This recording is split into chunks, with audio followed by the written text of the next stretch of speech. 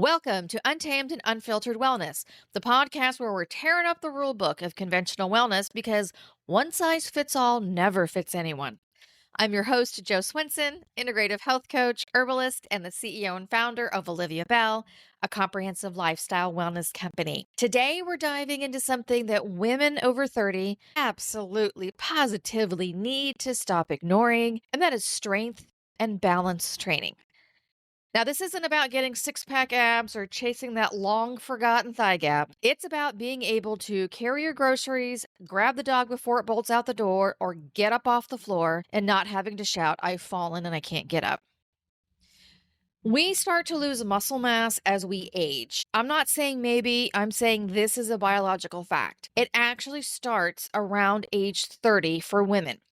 We start to lose 3 to 8% of muscle mass per decade. After age 60, that decline accelerates. Muscle isn't just about having arms that look as good as Hannah Waddington or Angela Bassett. It's about keeping our joints supported, our bones dense, and our nervous system coordinated. And I don't know about you, but I'd rather feel solid than like a pile of overcooked spaghetti. I had a car accident when I was 51.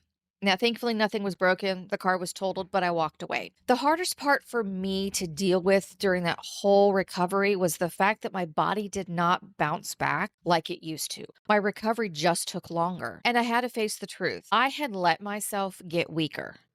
Life happens, but had I not started strength training in my late 40s before the crash happened, I know for a fact that my body would not have recovered as well as I did. It would have been a longer, harder, and more painful recovery. So where do you start? Well, I know we hear all the time, women over 40 need to strength train, da da da da da, but they don't actually tell you what. Oh, just go lift weights, just go do this. And a lot of times that alone is overwhelming for us. So we just don't do anything. But I'm here to tell you there are 3 simple things you can start doing that are going to help you get on the right path. And that is focusing on grip strength, your posture, and balance. If you want to have a real marker of how well you're aging, look at your grip. There was an article published in The Lancet that proved that grip strength is a better predictor of your mortality than your blood pressure. Because if you have a weak grip, you also have a weak upper body, which means you have unstable shoulders. And it is damn near impossible to age gracefully when you can't open that jar of olives for your martini. But in all seriousness, how do you improve grip strength? That is a heck of a lot simpler than you would think. Find a stress ball. Find a tennis ball, grab the dog toy, and start squeezing the ball. It's that simple. Start working on that. Improve your grip strength and your wrists. If you want something a little more advanced, there's something called a farmer's carry. Now, we can do that at the gym with some plate weights or some kettlebells, but you can also do that with your groceries. Grab 2 bags of groceries, hold them down at your side, and walk them from the car into the house. That's called a farmer's carry. If you can do that with preferably somewhat heavy grocery bags, then you're ahead of the game. And the last but not least is the old school hand gripper. Yes, I am talking the Arnold Schwarzenegger hand gripper thing that all the bodybuilders used to walk around and squeeze so you could see their muscles, their biceps and everything. Those are actually really good for us. And I'm pretty sure you can find some on Amazon or maybe at one of the sporting goods stores. They come in different resistances. Find one that you're comfortable with. I would go with something that's on the lighter to medium resistance. Let's talk about our posture. Every time I hear the word posture, I immediately sit up straight, right? And that's great. I mean, that's a short-term solution. Here's the reality. We're learning more and more that the digital age has done damage to our bodies more so than we realize. We're all turning into slouching, tech-necked human beings with rounded shoulders and our heads tipping forward. But we're also having tight hip flexors from sitting all the time. This is all unattractive, but actually it's extremely unhealthy and quite sad because not being able to get down onto the floor to play with kids or the dog and get back up gracefully, honestly,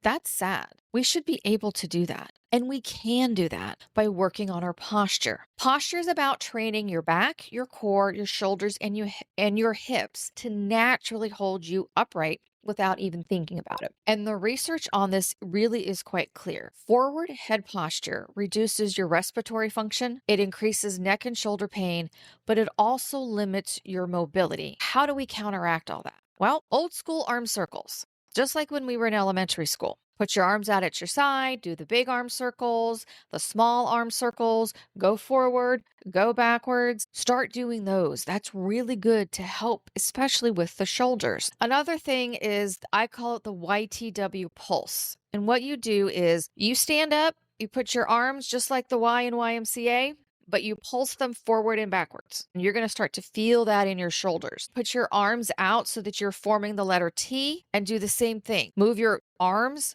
backwards and forwards. And then put your arms down by your side at an angle so you look like the letter W or the letter M, depending upon which way you're looking at it, and do the same thing with these pulses back and forth. The last thing you do is called a hip bridge or a glute bridge. That's another name for it, with a lateral leg lift. What that means is lay on the floor, flat on your back, bend your knees, put your arms down by your hips. Now lift your butt up off the floor. That alone is really good for you. That's going to help, but I want you to try out something a little bit more advanced for me, and I want you to stick one of your legs out and try not to fall over. That's what's called a hip bridge with a lateral leg lift. Do that, put your foot down and try the other leg. Start working on that till you start to feel more balanced. And if you're not sure that you need to do any of this, like, does this really apply to me? Here's your test. I want you to sit on the floor with your back flat against a wall, legs straight out in front of you. And we're going to do what's called a wall angel. And I want you to put your arms overhead. Again, keep your back flat against the wall, arms overhead, and slowly bring your arms down like a snow angel, but on the wall. Put your arms straight and bring them all the way down. And tell me, do your shoulders stay against the wall, or does it naturally move forward? That's your test. Start working on those types of mobility exercises so that way you can stay flat against the wall. When your shoulders can move well and your hips are strong, everything else gets easier. Walking gets easier, reaching, lifting, even breathing gets easier. All right, so let's talk about core strength, and this has to do with your balance. Balance is not about standing on one foot while you brush your teeth. If you can do that, kudos, that's a great place to start. Balance is about being able to stand up from the chair without having to use the arms to get you out of the chair or having to push down on something. There's your test. Can you sit in a chair and can you stand up on your own without your hands? Put your hands over your head and try standing up. How do you do? Can you do that? Because guess what? There's people that can't. These are things, little things like these, that we need to be able to do for the remainder of our lives. So we should be able to do it in a very healthy way. When you're over 40, your core isn't just about looks. It's about fall prevention. We need to twist, reach, and pivot every day, especially if you've got kids, grandkids, or pets. This is so important. Core strength is real life strength. How do we work on our core strength? Well, there's a couple different things you can do. Yes, there's balance exercises, stand on one leg, but try a sit and twist. Sit on the floor, sit in a chair, wherever you're comfortable. Twist your body to the left and take your right hand and try to touch your left hip so that you're twisting. And then I want you to do the other way. Twist to the right and try to put your left hand on your right hip. If you want it more advanced, put a weight in your hand. If you want more advanced, get on the floor and lift your legs off the floor as you twist. There's something else called a bird dog, and that is on the floor, all fours. Get on your hands and knees, put your left arm out straight above your head, and put your right leg out straight out from your butt. Opposite arm, opposite leg. That's called a bird dog. Bring them in together and put them down and switch sides. Okay? Try doing that so that you can be well balanced. These build rotational mobility, they improve coordination, and ensure core endurance. Our bodies are not fragile, but they will become fragile if we allow it to happen. We are not too old and we're not too far gone to start doing these exercises. We don't have to join CrossFit unless you want to, and you don't have to train like an Olympic athlete unless you want to. The reality is, we need to move with intention, at least 10 minutes a day, please. But we need to start lifting things heavier than our purse, and we need to challenge our balance on purpose so that when we do lose our balance, we're not falling flat on our faces. If you're in your 60s, 70s, or 80s, start doing these things now. It's only going to make things easier for you as you age. And if you're in your 30s, your 40s, or your 50s, do it now for your 60, 70, and 80-year-old self. She's depending on you to start this work now. The reality is we're going to have accidents, we're going to have illnesses. But if we build our muscles and our mobility and our balance before we need it, when it actually comes time to needing it, it's going to work. Here's your challenge for the week. I want you to find 10 minutes of strength training time this week. I don't care if your strength training includes doing the grip strength exercises, or if you actually want to go do the farmer's carry with some weights, go for it. But find 10 minutes.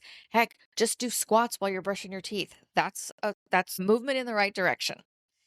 The other thing I want you to do this week is I want you to incorporate one balancing exercise. Again, stand on one leg if you need to, but start working on your balance. Get the hips strengthened, get your core strengthened. And the third thing I want you to do right now is I want you to sit up tall, drop your shoulders, and put your head straight. How does that feel? If it's a little bit painful, then you know you need to start working on all of this. If this episode hit you in the gut, and let's be honest, I kind of hope it does, share it with another woman, especially somebody who's really, really important to you. Let them hear this. And if you like this episode, leave a review, subscribe, and let other strong and wonderful women know about our podcast. I hope you make time today for some peace, some plants, and some pause. Thank you for listening to Untamed and Unfiltered Wellness.